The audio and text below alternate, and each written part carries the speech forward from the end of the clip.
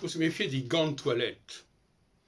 Car ces gants de toilette font obstacle, font écran entre notre main et notre corps.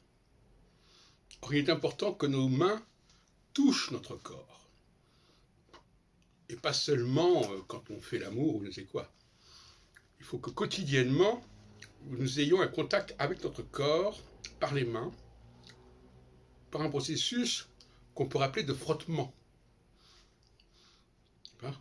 Il faut frotter la peau pour faire ressortir, pour faire évacuer la saleté, les parasites. C'est une technique que nous avions appris dans notre famille. Ma mère disait toujours il faut savoir frotter, éventuellement avec de l'eau de Cologne, etc. Et c'est une façon de répéter, une fois de plus, que les mains, on ne s'en sert pas suffisamment. Le sport développe surtout les pieds. Et le fait de jouer du piano, par exemple, exige pour improviser une très grande sensibilité manuelle, une très grande réactivité manuelle, parce que on réagit au son. Et je ne sais pas si vous me voyez jouer, improviser dans la série MCI, notamment musique contemporaine improvisée, vous verrez que mes mains sont un acteur majeur et qu'elles ont une réactivité aussi majeure.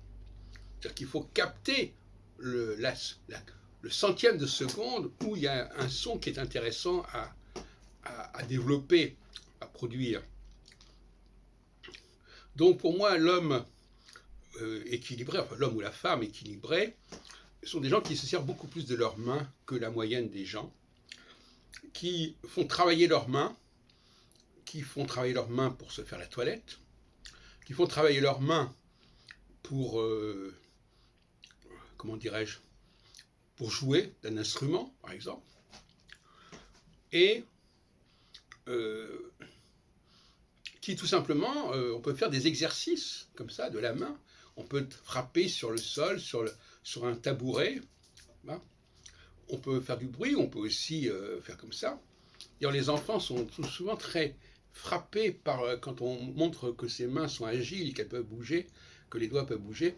C'est parfois quelque chose qu'ils n'ont jamais appris, qu'ils n'ont jamais observé.